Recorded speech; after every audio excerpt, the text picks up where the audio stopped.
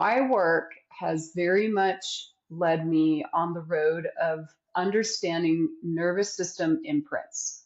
So basically, really being able to take individuals and couples back through their life stories in such a way that I can then identify for them and with them how perhaps maybe love equals longing or love equals instability, right?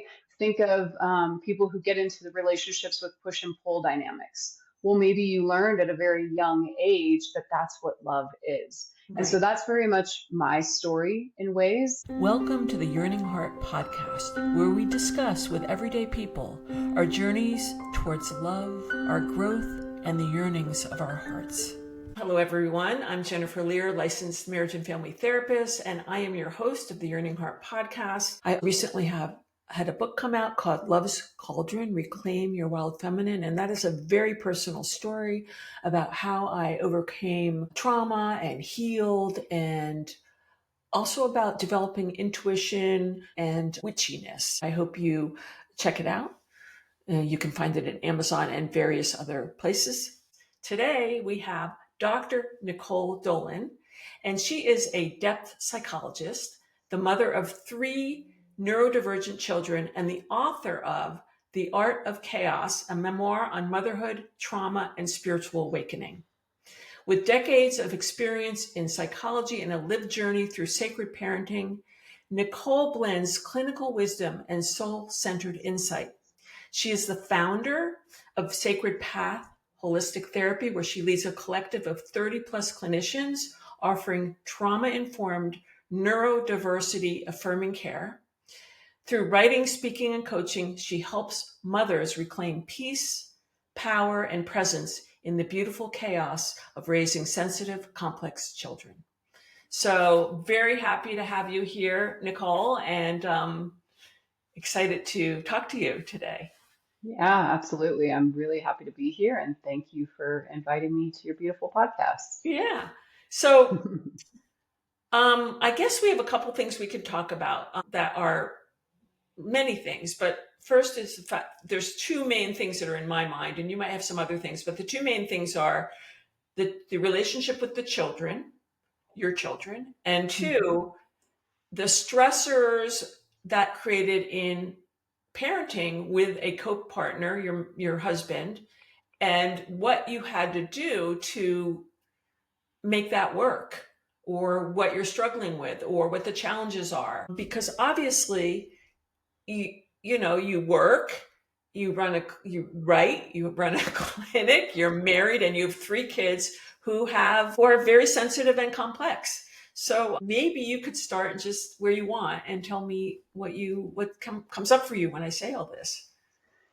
Sure, yeah. So the Crucible, right? The art of chaos. And we may get into that, but I've recently written a book about this. So I mentioned that because it's just the perfect title and it's the perfect way to describe what this experience has been. Um, so I have an officially diagnosed autistic child who is very high functioning, which I know we don't use that terminology now, but I still haven't found the right language to replace it. So a child who is incredibly smart and creative and talented and wise beyond years, soul wise too. Definitely born to a depth psychologist. Really interesting to journey with this child. And she is challenged with all kinds of sensitivities. So we have sensitivities, of course, to sensory things and also overstimulation and neuroception sensories, which is basically what's happening, or interoception, I should say, which is basically what's happening underneath, right? So whereas we're used to our sensory kiddos, maybe overwhelmed in here because it's so hot or the lights are so bright. This is a child who also might not know if she has to go pee or if she's hot or cold or thirsty or tired. Right. So basically, we have a lot of behavioral challenges that come along too. Also, these kids are sensitive to certain foods and what clothes they wear, and basically anything that, maybe not anything, but basically the way that this world was made does not suit them. And so one of the beautiful things about these kids is they are cycle breakers and game changers, and they are here to not conform. And my daughter is the poster child of that. There's a subtype that's of autism or neurodivergence that's not well known in America yet, but getting there, and is certainly well known in the UK and Australia, called PDA. And this is pervasive drive for autonomy. This is basically a child that will not conform. Right. So the old language, was the ODD kids, right? Oppositionally defiant. Right. And also But the indigo child, if you've heard of indigo children, yes, that's the same yes, vein. yeah, Yeah. yeah. So our indigo children, our PDA, our whatever labels or ways that we want to describe them, right? Because words are arbitrary. They're something that we just made up to describe phenomena. For those of you who don't know what neurodivergence is, neurodivergence are people, in this case we're talking about children, who are don't respond to the world, to sensory sensation in a typical fashion. And these are people who could be on the autism spectrum or have attention deficit, dyslexia, Tourette syndrome, obsessive compulsive. They simply are different, and they need to be treated differently to honor who they are without making them bad for being different. By recognizing and celebrating their unique strengths and challenges, we can create an inclusive and supportive environment for them to thrive. So that's just a little bit just to describe her. So she is officially, in the psychological world, diagnosed with autism. How old is And she's 9. She Okay. just turned 9. Yeah. And then my son, who just turned 6, is unofficially diagnosed. He's not diagnosed. So I would say unofficial diagnosis, I would say, is probably ADHD. So I've got one who runs into walls and bounces off of them for fun and pure enjoyment, while I have one that's like screaming and covering her ears, and we're trying to find her headphones. I'm like, Kai, please stop, because Ella's gonna blow. Wow. So, and then we've got a little 2-year-old that tots around thinking it's all hilarious, as long as like she's safe and good and mom and dad are near or whatever. So, and she's what I would consider as highly sensitive at this point. She may or may not find herself on that spectrum somewhere, but I think that we all do anyways. Right. We all have bits and pieces of everything, actually. Yes. All you have to do is read the DSM. You're like, oh my God, Right. I have a molecule of everything at least. Yeah, there I am again. Yeah. And so that's just a little description of my children in the world and the ways that they are, and it's an extraordinarily challenging journey in ways, right, to raise children, especially my oldest, who don't fit in the paradigms of this world. They're not okay with the way that we've been doing things, and so they're just not really going to get on board and follow those rules or directions. And I imagine they're also take way more attention on your part to help them navigate through life. Yes. Yeah. Especially so my parenting oldest. is bigger. Yeah. It's already a big job, but for you, it's enormous. It's enormous. And luckily my younger two make it much easier for me. I always make the joke, like if I would have had my youngest first, I'd be like, oh, I'm a phenomenal mother. But my first, I wasn't able to soothe her when she was younger. I didn't know that she had sensory needs. I didn't know what was going on.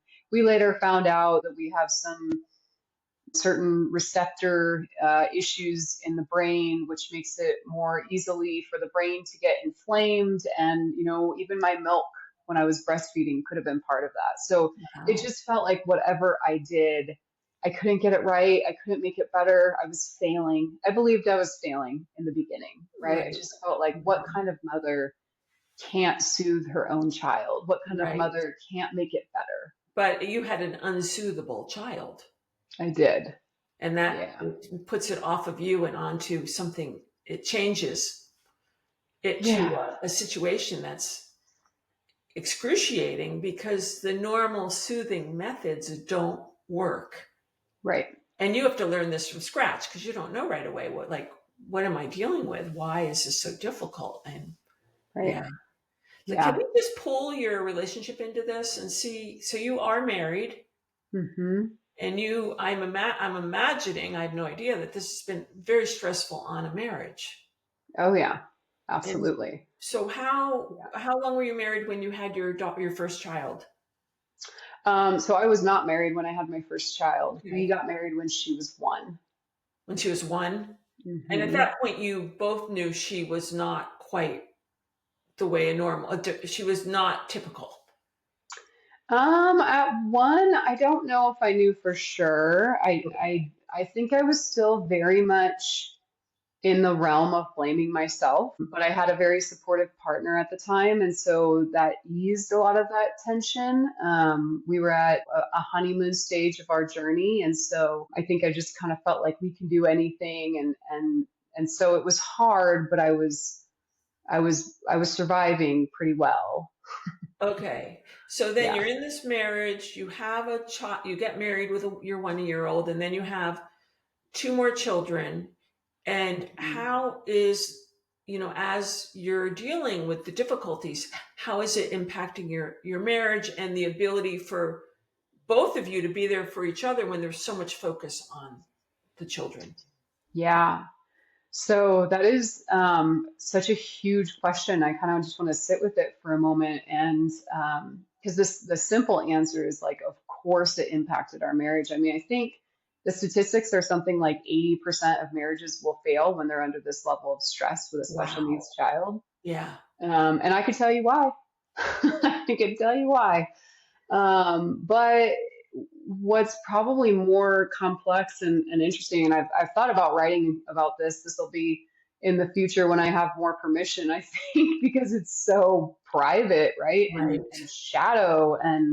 But what I would say is what's been really fascinating to me as I've learned through this journey is I feel like when people say to us, because when you're first married or you meet older married couples, they say like, oh, marriage is work, right? And I'm like, well, what does that really mean?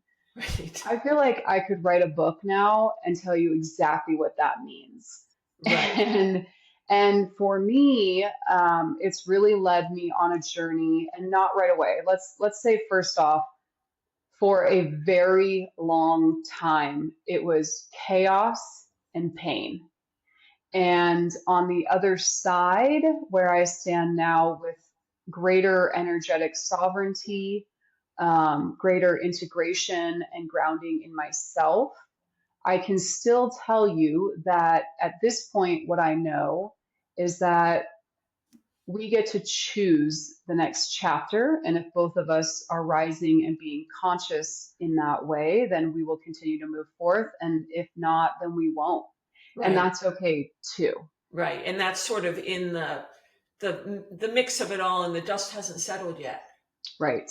Yeah. So can you go back to marriage's work? Because that's a great phrase. And you're right. People don't know, what does that mean?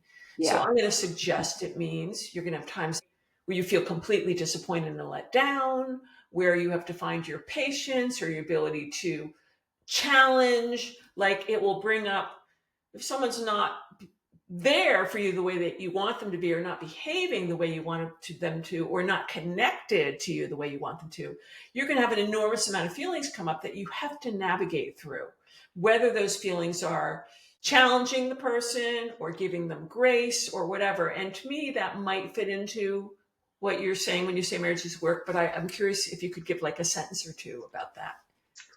Probably can't be a sentence or two, but I'll give you a I'll give you a little synopsis. So my work has very much led me on the road of understanding nervous system imprints. So basically, really being able to take individuals and couples back through their life stories in such a way that I can then identify for them and with them how perhaps maybe love equals longing or love equals instability, right? Think of people who get into the relationships with push and pull dynamics. Well, maybe you learned at a very young age that that's what love is. And Right. so that's very much my story in ways. Nicole talks about nervous system imprints, and that is probably not something most people have heard about. Nervous system imprints have to do with how we're wired. They're lasting patterns created by experiences in the brain and the body, especially from early life. And when you think about attachment theory is based on what our nervous system is doing, how we respond. So these imprints can be physical and emotional. They shape how the nervous system functions and responds to stress, emotional regulation, and other life events. Trauma imprints the nervous system, for example. How we are treated by our caregivers impacts the nervous system. Our sense of nurturing and safety imprints on our nervous system. And so if we were treated a certain way as we were growing up, that imprint can cause us to be wired in a certain way. And I'll give you a quick example. So I grew up in a house with a lot of anger, and I was imprinted in such a way that anger was dangerous. I didn't know that anger could be used responsibly to set boundaries, that it could be a source of personal power. I only knew that it was dangerous because the imprint I had made me equate anger with danger. But anger is far more than just danger, and it is also important to have the ability to use anger wisely and not just throw it away. I had a mother who loved me very, very much, but who had her own challenges. And so it didn't feel consistent enough for me. Like there were moments that felt very stable and there were moments that felt very unstable. And that taught my nervous system to go like this, right? Back and forth, in and out, push and pull.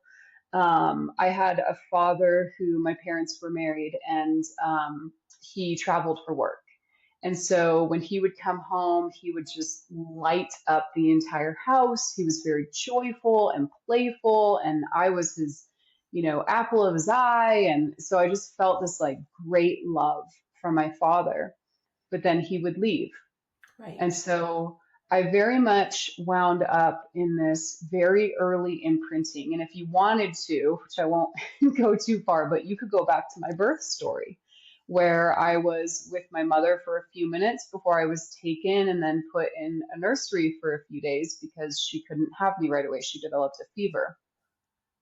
So if you go into the imprinting from a soul perspective, we could go even further back. But if you wanted to look at, let's say, from birth forward, I've learned to, and this is the question was about my marriage. We'll get there. Okay. Yeah. No, it's fine. That's I've fine. learned to really track nervous system imprinting and how it sets us up in our relationships with our children as well as with our partners. Right. Now, later on in my life, I wound up in adolescence having other significant traumas that put me in situations where I was safe and then all of a sudden it was unsafe. Right. So I have this deep imprinting in my nervous system, which I've had to work through. And what was the invitation for me to work through that?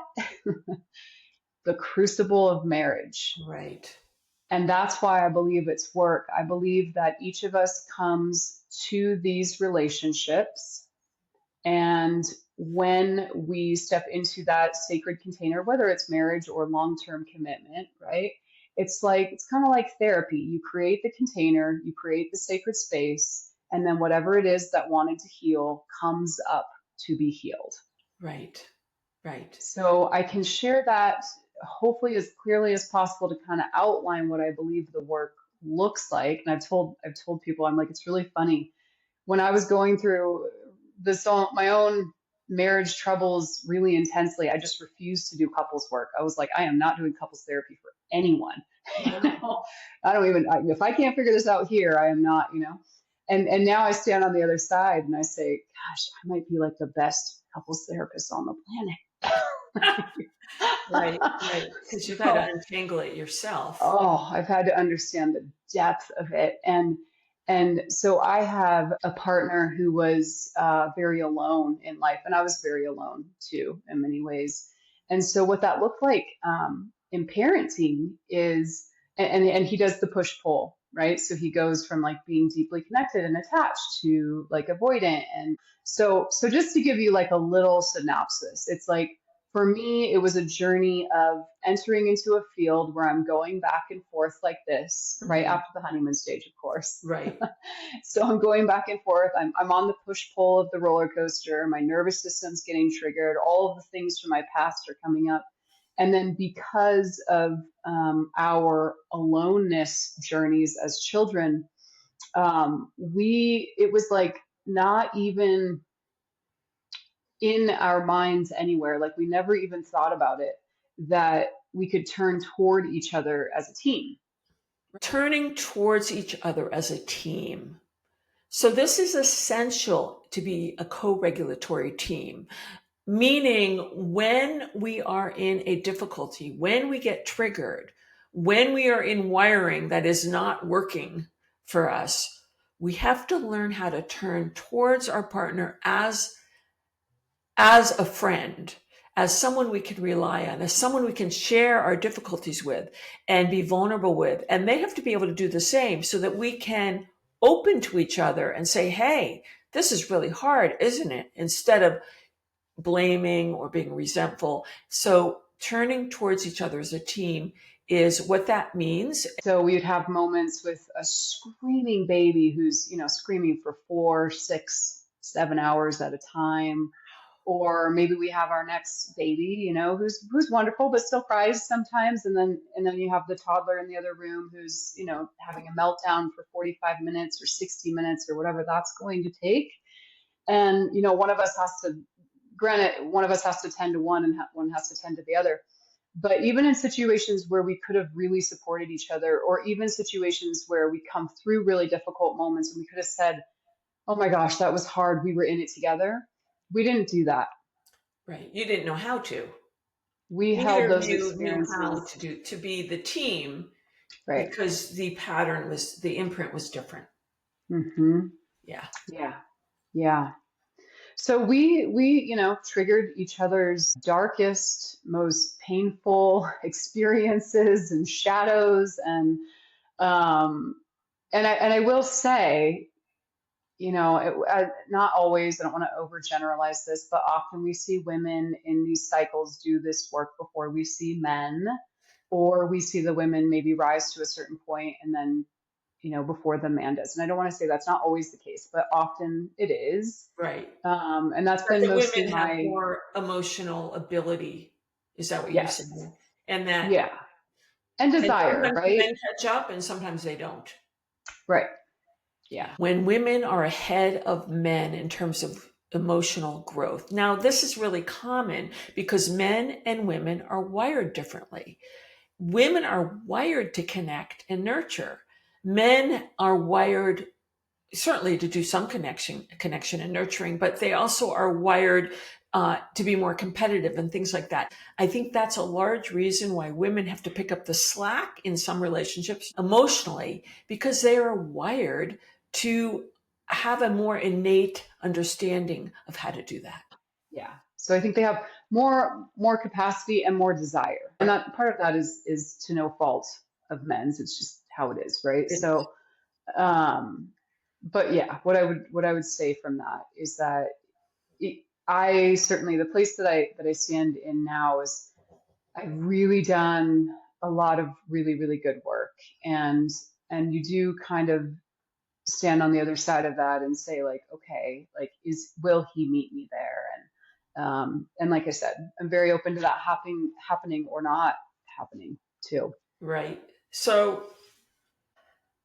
So as a therapist, and I'm going to just bring this in because I'm in a marriage too, a long-term marriage, and I'm a therapist, and I know I've helped my husband enormously in terms of understanding how to connect and how to be here for me. And of course, I've done all my own work too, lots of it, tons of it. But there's a certain pressure because you don't actually want to be your partner's therapist, and yet sometimes you have to help them along. And there is a weird balance line there. And I was just wondering if, does your husband go to therapy? Do you do the work with them? Like, how are you dealing with that? Yeah, so I have a very unique partner in the sense that even though we weren't getting better for a really, really, really long time, he was still showing up. So I know a lot of people have similar stories, but then they don't have a partner who's showing up. And so that was something that kept us going, is it was like, well, he's still doing the work. He's still going to, whatever, like, retreat I bring him on, or he was doing therapy. He was doing couples work with me. So he was continuously showing up. But the truth is, I had to get to a place in my own journey where I stopped carrying his pain for him Right. and stopped doing his work for him Right. in ways Yes. for him to start actually showing up and doing it for himself. Right. Instead of doing it for the relationship or for you, he had to say, right, for me. Yes. Right. And until that happened, really... it was like kind of in one ear and out the other. He was showing up, but it wasn't for the right reasons, and not consciously. It wasn't intentional, but he had to get to a place to really start showing up for himself. Right, because you needed a fully individuated partner. Right. And until you do that, you aren't fully individuated. So, you're individuating, you want your partner to be individuated. So you can be truly interdependent and not be caught in, other less optimal dynamics. Yeah. Yeah. So, Absolutely. okay. So you have sort of put your foot down in a way and said, you got to do some of this yourself. Yeah. Because I can't keep holding the container for you to step into because I already have my hands full. And so he has to say, okay, it's like this is a very pedestrian comparison, but like, will they do the dishes without you asking? There's that piece of, wait a second, we're two people here and you have to take responsibility, full responsibility for your own evolution. Yeah. Yeah. What was so interesting about our dynamic is my partner was, and still is, an overdoer, and not just an overachiever, like an overdoer.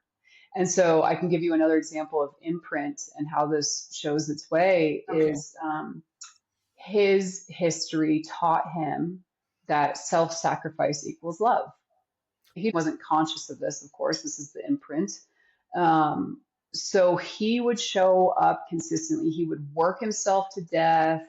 He would, do whatever it was required and beyond for his job. But then he would also do all the dishes and take care of the house and step in with the kids and get up with them at night and and help me with my business and manage this and that. And he was burning out and becoming very resentful. And unfortunately, he wasn't conscious enough to see that he was doing that himself. Of course, I was the object of projection. Right. but his journey with that was self-sacrifice equals love. And you stay at any cost, right? Because staying and not leaving and not giving up is devotion, is what he was taught. Right.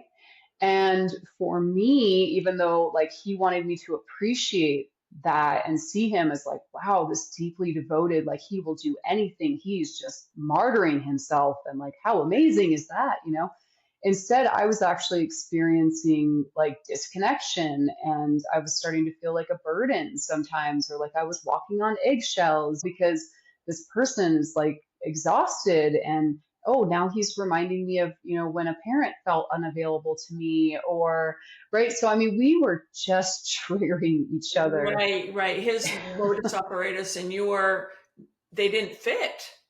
No. I Yeah. mean, well, and then they fit perfectly, right, for Yeah. healing. Yeah, exactly. But what's, both people have to rewire, Hmm. rewire what all that means. Like my mother was a martyr, self-sacrifice was love. And my father had much more narcissism Hmm. in a different way. I mean, there's narcissism in self-sacrifice too. And so Yeah. I saw these two examples of not wanting to be either of them. But of course, you get both pieces. I got both pieces in different ways and have to untangle all that because that's what was modeled for me and how the wiring I grew up in.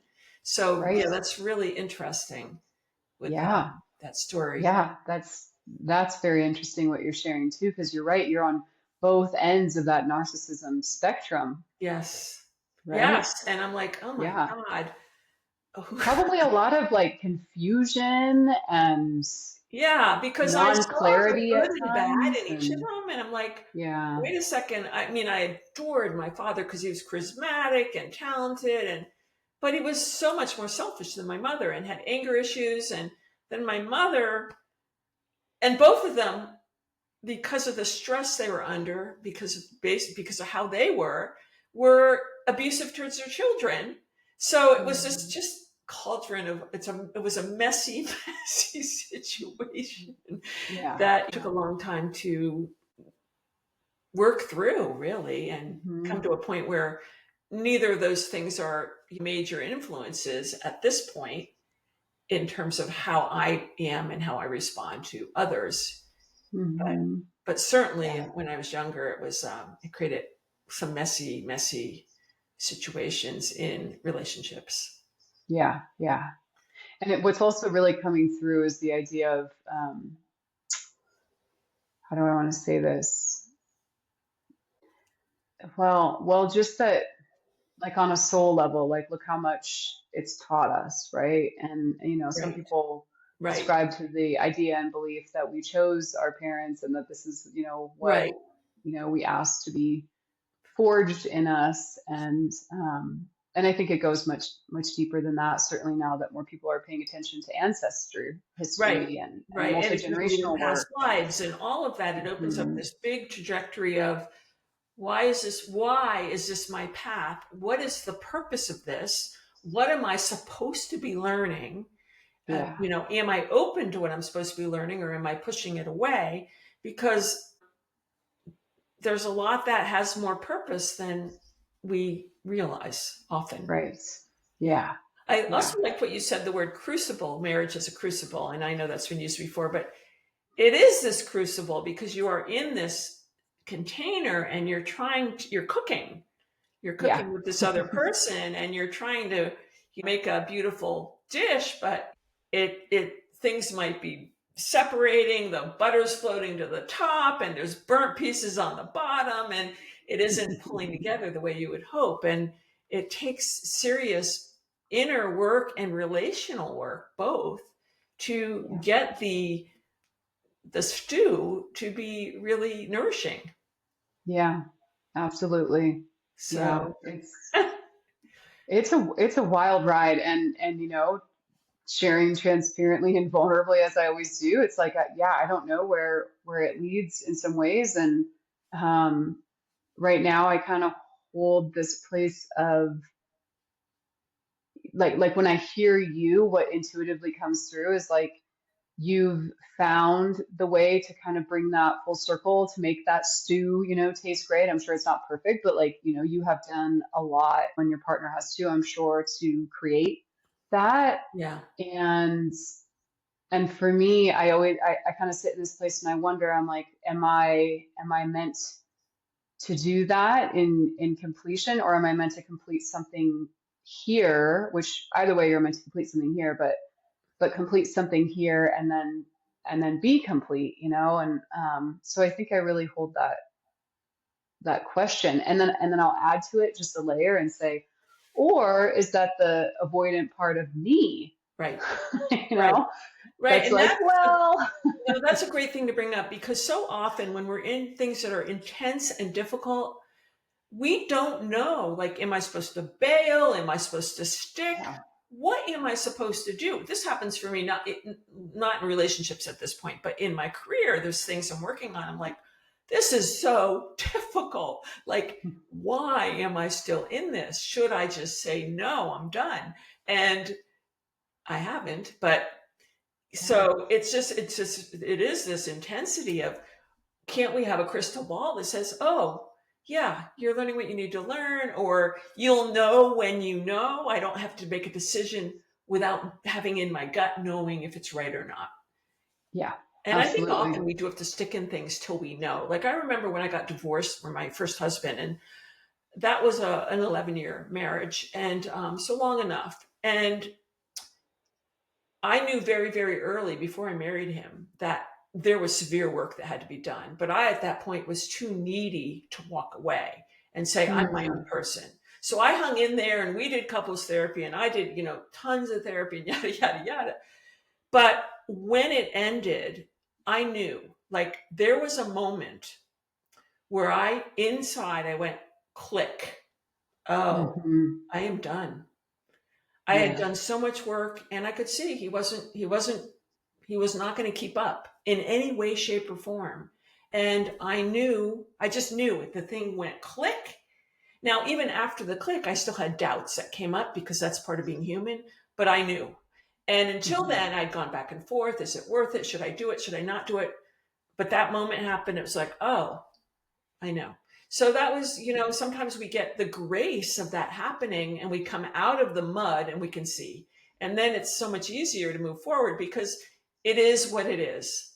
Hmm. Hmm. Yeah. Well, and I kind of feel like those who go through the process of whether you stay together or you don't, whatever that is for people, you still go through processes, right? Like think of the life and death cycles, right? So even if, Esther Perel, right, says you're going to be married to three people in this life, at least three people, you get to decide if it's going to be the same one. Right. And I think that's a perfect way to explain. It's like, so when you come through, a life into death cycle, and that those chapters culminate and complete, and you decide, are you going to build a new chapter now and a new life? That's part of the journey. And is that going to be together or not? So all of that option is there. But I would say that those who are working toward individuation and are doing this work for themselves and also their unions consciously, I think that is the place that you get,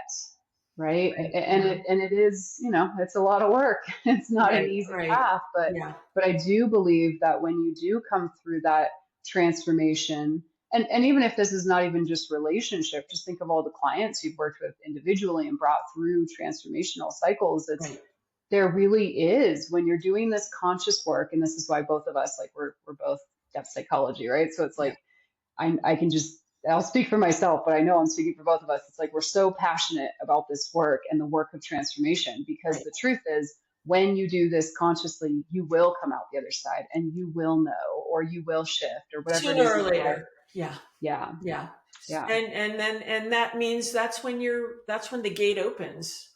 Hmm. Until then, you're still in that particular crucible where Right. you're not finished yet. Whatever's cooking isn't done cooking.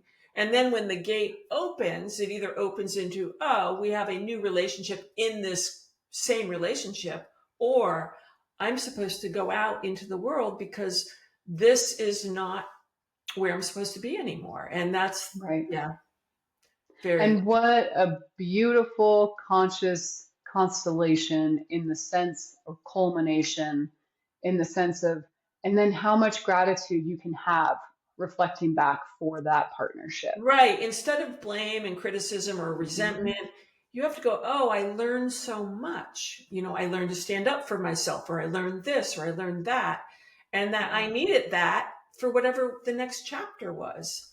Right. Like, yeah, and really, really, and sometimes what you have to learn is exactly what you don't want to have to learn, which is Hmm. like I remember when I was getting divorced, and I had to learn to stand up for myself. I had to say, I'm important too. I'm not just going to let you Mm-hmm. walk all over me. And Yeah. I didn't want to do that. Everyone said, "Oh, you're being too mean," or this or that, or it's your fault, not his, or whatever the story is from the people who aren't in it. And I had to Mm-hmm. say, "Oh, I hear my voice. I know what I'm supposed to listen to. I don't want to listen to it, but I have Mm-hmm. to." And so it's Yeah. also that process. Absolutely. Yeah. Yeah. So, Mm-hmm. so you've got now, you have your hands full, but I think you said a 2.5-year-old when I talked to you earlier, Mm-hmm. and a six Mm-hmm. year old and a 9-year-old, three Yes. kids. Yeah. And how are you and your husband with co-parenting? I know there might be gaps in your own relationship, but how's the co-parenting? We are a pretty good team in that regard. He is a doer, like I shared, so there's a lot that he will do. I certainly don't have a complacent partner. I don't have somebody who's not showing up, like I said. So, he's making breakfasts in the morning and I'm doing like the snuggles and the care and the connection, and then okay, they're off to school and he's taking them to school, and then he's picking them up and he's making dinner, and then I'm coming home and having dinner and playing with them. And then we divide bedtime and spend time on the weekends, and we like to travel with them too. So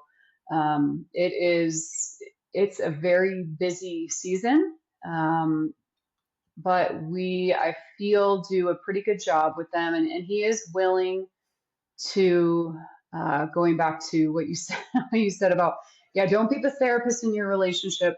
Can't tell you how many times I heard that and worked really hard for years not to. And then let me tell you, I went through a journey of just like ripping off the last layers of self abandonment, and man, I just showed up a little bit differently. I was like, hey, you know what? Like, I know what to do. So why not use my skills? Why not use my resources? Right. And so I've created a lot of resources for our children, just as far as like how they eat and their sensory diets, and their make sure the environment's not overstimulating. And Right, right, right. so, anyways, there's a lot that goes into it. I mean, we parent, like you said, more than most people have to. Right. And we do that pretty well. Good. Oh, good. So Yeah, I have one question, a weird question that's coming up that I want to ask you. And it sure. ties back to some other stuff, but why do you think your first daughter picked you, the two of you, as parents? Yeah, that's a good question. um, One of the first answers that I will give, which is actually really, really pings at me in my heart, is there are a number of, or a great large percentage of the population that probably wouldn't be able to parent my child. Right. Um, Right. Probably so a good, huge percentage of the population. Or yeah, they couldn't parent her effectively. effectively, right? And I think why it can cause pain in my heart is if she didn't have people in her life who were compassionate to understand what's going on and create all of the things that we do and do all the things that we do for her, and all the things that I study and all these things, she could be in a great harm's way. And she's been in I mean, I guess this is coming up, so we'll just trust your intuition. Say, oh, I want to ask you this. My daughter was recently playing on a fence at school, and she was told to get down. She wasn't up very high, and the teacher, wanted her to get down, and she didn't. She said, no, I'm practicing my parkour. And then my child was restrained. Oh, wow. And this is a school that specializes in autism. What do you mean by restrained? I mean, she was pulled off the fence and held down by three teachers. Oh my God, that must have been traumatic for her. Horrible, right? Wow. So we've been in situations where even people who think that they Know what they're doing. know what they're doing don't. Right. And that's, so it's been heartbreaking in a lot of ways. This has not been an easy journey. This has been the hardest thing I've ever done in my life, and I've done a lot of hard things. On a spiritual, soulful level, my daughter is the perfect match for me in ways. I mean, my child knew I was pregnant before anybody else knew. She could sense something in my body. She knew my father's life was coming to an end before anyone else did. She's very intuitive. She speaks of past lives and the hill that these telepathy tapes speak about. And she has told us since she was very, very young that she used to live on another planet called Russia Palm. And so she's fascinating in many ways too. And so I can really appreciate that. And she's also changed my work in the world, and she's become part of my mission. So I've gone from being very much into depth psychology and holistic wellness into studying neuroscience and autism and understanding autism as a frequency and the psychospiritual field of autism as a highly sensitive space, that not only are we talking about overstimulation from things like we said, interoception, and then also your environment, but also, I mean, these kids carry their ancestors in their field. They're right there, you know? So, and my child's also a mirror. And what I mean by that is, I can't tell you how many caregivers or nannies have quit on us because my child will reflect to them instantly whatever pain they're carrying that they don't want to be seen. So she's really, really tuned in. She's super tuned in. And what I hear you saying is you've been asked to provide her the holding that she needs to survive on this planet, which has also informed you to get into the world a way to handle more diversity, to understand diversity better, and to create more conditions that support diversity so everyone doesn't get their arms and legs cut off so they can fit into a box so they don't cause any trouble. And so that two of you have almost a combined mission, which is really, really inspiring. Yeah, I mean, it's beautiful. It's all things. It's total chaos. And some days there's so much suffering. I'm like, you know? And it's also really on a soul level, it's a very, very beautiful mission that we're on together. And as you say that, I hear the whole, like, yeah, one day I'm probably gonna have to like create a school or something. I keep hearing that and I'm like, oh, that's so much work. So that's on like, you know, the 20-year plan maybe. But what I do want to say is we do need more people out there that are recognizing that children, and that children are learning differently, that they're showing up differently, that we need different structures and systems and schools specifically for them. But my work really right now has gone into, and this is where I love taking like my therapy and depth psychology background and where all that came from, because for a while it was my own heroine's journey, meaning, and I won't get too far into that, but what I want to say is I was very much in a split for a while. I didn't understand how I could be so deeply vested and engaged in depth psychology and the individual process of trauma and transformation and healing, but then like be dealing with like this level of chaos and then autism, and how does that fit and how do those things come together? And so it's been a very long initiation cycle. I'd say 7 to 9 years. But starting to stand on the other side with a lot more ground now. What I love has come through is this nervous system imprinting work that I've been doing, and working with mothers and some fathers to really teach them from a conscious parenting perspective, what is it that is coming up inside of you from your child to heal? Like, what is your child mirroring to you and inviting you to heal? Because that is one reason they came to you. Right. There's a reason, and you have to be open to it and sort of identify it and work with it. Yeah. It's part of your path. It's part of the path, especially if you're going to walk into the future together as a unit. And that's what I was going to say. I think in the past, you know, going back to like the indigo children comment, it's like, I think in the past we had more of a choice if we were going to like work with our children and take that conscious healing perspective. And I think these kids are like, yeah, it's not really a choice. Like, I will knock on this door as loud as I need to until you come around. Yeah. There's a lot of power there. Yeah. Yeah. Yeah. Well, this has been lovely talking to you. Do you Yeah. have anything you want to close with or tell the audience about or share or? Yeah, so like I shared, I've written a book about this. It is currently out in the world trying to find its publisher, its home.